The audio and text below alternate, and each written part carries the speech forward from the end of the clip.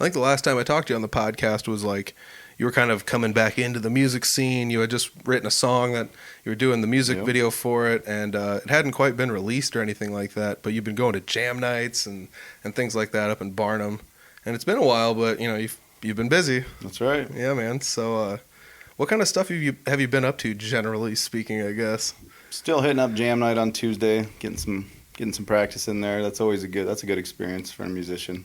Yeah, definitely.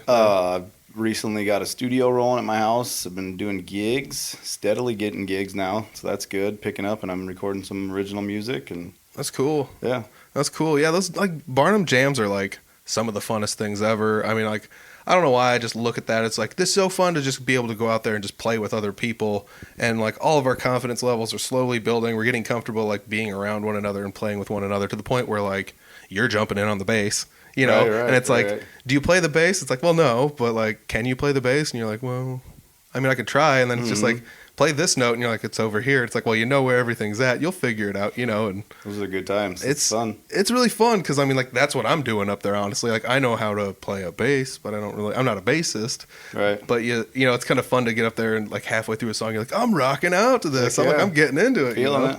Yeah, and those are some of the funnest times because you get like musicians that don't get to generally play with each other, and you all get together and just have an awesome jam. Good times. Yeah, I mean, every time somebody shows up in drums, it's like, like everyone cheers. It's like, thank God there's a drummer here. This is the best thing ever, and it's pretty fun because like Carson was on the drums the other day when she showed up, and I'm like, I didn't know you could play drums. She's like, I don't play drums. I'm like, you're better than me, like, come on, play the drums, man.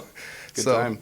That's just like super fun. I like being able to go up there and play like, tag on bass lines to your songs, or like bass lines to Clint's songs, or like, play leads to somebody's stuff, or like go up there and, these are songs that normally I would want to play at jam night, so I'll play them on acoustic, and you're playing bass, and Debo's playing leads. Debo's Dan Blair, but shout out Dan Blair. Yeah, no shit. My lead guitarist right now. That's so cool. Like in a matter of like no time, he had I talked to him on the first podcast, and he wasn't really playing shows anymore. And then I talked to him, 100 episodes later, and he was like, I'm looking to get out there and play some more, and stuff. So I was like, well, start coming with me to jam nights. And I just started dragging him with jam nights to the point where like, oh, well, got my attention. Yeah, Jesse was just like, it'd be kind of cool to have somebody play lead guitar with me, because it's pretty neat when, if for a while there was no bassist there, and if nobody's playing drums, it's just a acoustic and a lead, so you get that environment that you normally wouldn't ever get just playing by yourself, So you're like, oh, this is neat, and heck yeah.